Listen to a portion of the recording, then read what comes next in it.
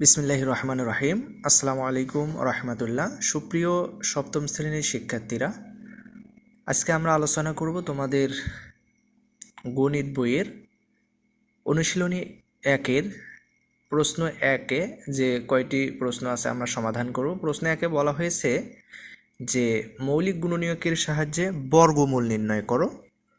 তো এখানে 169, 529, 1521, 11,025 এই চারটি সংখ্যা দেওয়া আছে, ক খ গ ঘ। তো আমরা এগুলো সমাধান করব।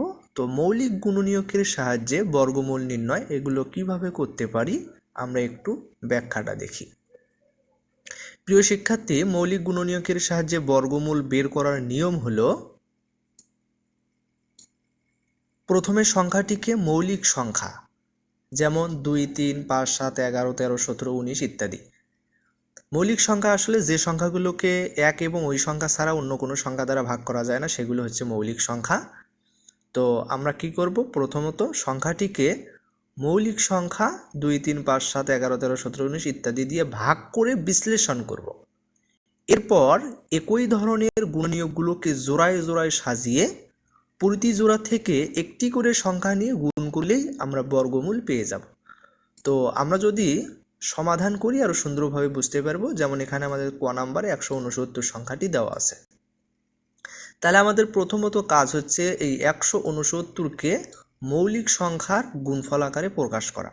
এখানে 169 যে সংখ্যাটা, এই সংখ্যাটাকে শুধুমাত্র 13 দিয়ে ভাগ করা যায়, শুধুমাত্র 13 দিয়ে ভাগ করা যায়। তাছাড়া 2, 3, 5, 7, 11 যে মৌলিক সংখ্যাগুলো আছে এই সংখ্যাগুলো দ্বারা ভাগ করা যায় না। তো আমরা শুরুর থেকে দেখব, প্রথমত 2 দ্বারা, এরপরে 3 দ্বারা, এরপরে হচ্ছে 5 দ্বারা, 7 দ্বারা, 11 দ্বারা, এভাবে পর্যায়ক্রমে।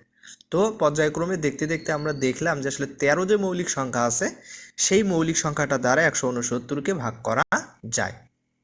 সুতরাং 169কে লেখা যায় 13 গুণন 13। তাহলে 13 আর 13 গুণ করলে হয় 169। তো এখানে আমরা এক জোড়া মৌলিক গুণনীয়ক পাইলাম, সেটা হচ্ছে 13 গুণন 13। তো এই এক জোড়া মৌলিক গুণনীয়ক থেকে আমাদের একটা গুণনীয়ক নিতে হবে। এই যে প্রতি জোড়া গুণনীয়ক থেকে একটি করে গুণনীয়ক নিয়ে পাই। যেহেতু এখানে গুণনীয়কেই আছে এক জোড়া, তাহলে আমরা একটা গুণনীয়ক নেব। এটাই হবে আসলে আমাদের নির্ণয় বর্গমূল। তাহলে আমাদের নির্ণয় বর্গমূল কত? 13। এরপরে যে খ নাম্বার কোশ্চেনটা 529।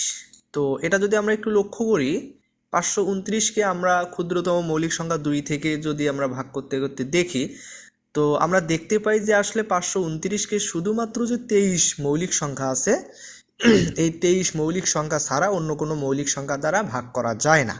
তাহলে 529কে লেখা যায় 23 গুণন 23। তাহলে এখানে 529 যে সংখ্যাটা, এই সংখ্যাটা থেকে আমরা এক জোড়ায় মৌলিক গুণনীয়ক পাইলাম, সেটা হচ্ছে 23 গুণন 23।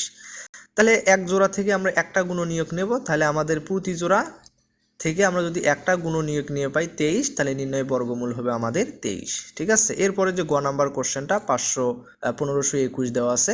তাহলে প্রথমত আমাদের কাজ কি হবে, এই 1521 যে সংখ্যাটা আছে এই সংখ্যাটাকে ছোট ছোট মৌলিক সংখ্যা দিয়ে ভাগ করা, অর্থাৎ ক্ষুদ্রতর যে মৌলিক সংখ্যা সেগুলো দ্বারা আমরা বৃহত্তর মৌলিক সংখ্যার দিকে এগোবো।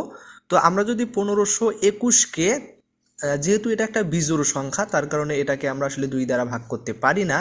আমরা জানি কোনো সংখ্যার একক স্থানীয় অঙ্ক শূন্য অথবা জোড় হলে সংখ্যাটিকে 2 দ্বারা ভাগ করা যায়। ঠিক আছে। তো এটা যেহেতু বিজোড় সংখ্যা তার কারণে হচ্ছে না। একক স্থানীয় অঙ্ক শূন্যও নয়, জোড়ও নয়, এখানে 1 আছে, তার কারণে 2 দ্বারা ভাগ করতে পারবো না। তো আমরা যদি 3 দ্বারা ভাগ করি তাহলে হয় 507। 507কে কিন্তু আমরা আবার হচ্ছে 2 দ্বারা ভাগ করতে পারবো না। ঠিক আছে। তো আমরা যদি আবার 3 দ্বারা ভাগ করি তাহলে হয় 169।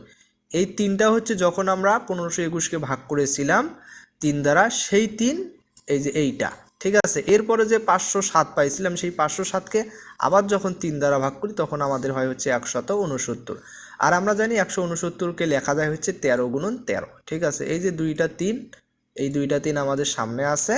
ঠিক আছে। এরপরে হচ্ছে আমরা 169কে লিখতে পারি হচ্ছে 13 গুণন 13। তাহলে এখান থেকে আমরা দেখতেই পারতেছি আসলে আমরা এখান থেকে কি পাচ্ছি, 2 জোড়া কিন্তু মৌলিক গুণনীয়ক পাচ্ছি। একটা হচ্ছে 3 গুণন 3 আর একটা হচ্ছে 13 গুণন 13। তো এখানে দেখেন আমরা যদি জোড়া গঠন করি 1521-এর মৌলিক সংখ্যাগুলো যেগুলো পাইলাম উৎপাদকে বিশ্লেষণ করার পর, মৌলিক উৎপাদকে বিশ্লেষণ করার পর, তাহলে আমরা পাইলাম 3 গুণন 3, 13 গুণন 13। তাহলে প্রতি জোড়া থেকে আমাদের কি করতে হবে, একটি করে গুণনীয়ক নিতে হবে। তাহলে 3 গুণন 3 এখান থেকে যদি একটা নেই তাহলে আমরা নেব হচ্ছে 3, আবার যদি হচ্ছে 13 গুণন 13 এখান থেকে একটা নেই তাহলে হচ্ছে 13। তাহলে 3 আর 13 যদি আমরা গুণ করি তাহলে যেটা হবে সেটাই আমাদের নির্ণয় বর্গমূল। তাহলে 3 13 39, 3 13 39, তাহলে আমাদের নির্ণয় বর্গমূল কত হবে, 39 হবে। ঠিক আছে। এরপরে যে ঘ নাম্বার অপশনটা 11,025, তো এটাকে আমরা একটু মৌলিক গুণনীয়কে বিশ্লেষণ করব। তাহলে প্রথমত মৌলিক গুণনীয়কে যদি বিশ্লেষণ করি তাহলে এটাকে আমরা লিখতে পারি, এটা যেহেতু একটা বিজোড় সংখ্যা, তো আমরা জানি যে কোনো সংখ্যার অঙ্কগুলোর যোগফল যদি 3 দ্বারা বিভাজ্য হয় তাহলে প্রদত্ত সংখ্যাটাও 3 দ্বারা বিভাজ্য হবে। যেমন এখানে আমাদের কি আছে 11,025, তো এখানে অঙ্কগুলো আছে 1 1 2 5, তাহলে 1 আর 1 যোগ করলে 2, 2 আর 2 যোগ করলে 4, 4 আর 5 9, 9 কিন্তু 3 দ্বারা বিভাজ্য, এই কারণে পুরো সংখ্যাটাই 3 দ্বারা বিভাজ্য হবে। তো আমরা যদি 3 দ্বারা ভাগ করি সেক্ষেত্রে আমরা পাই কত, আমরা পাই হচ্ছে 3675। ঠিক আছে। এই 3675 আবার 3 দ্বারা বিভাজ্য, আবার যদি আমরা 3 দ্বারা ভাগ করি তাহলে আমরা পাই হচ্ছে 1225। ঠিক আছে। এই 1225 আবার হচ্ছে 5 দ্বারা বিভাজ্য, 5 দ্বারা ভাগ করলে আমরা পাই হচ্ছে কত, 245। এরপরে 245কে আবার যদি আমরা 5 দ্বারা ভাগ করি তাহলে আমরা পাই হচ্ছে 49, 49কে লেখা যায় 7 7 49।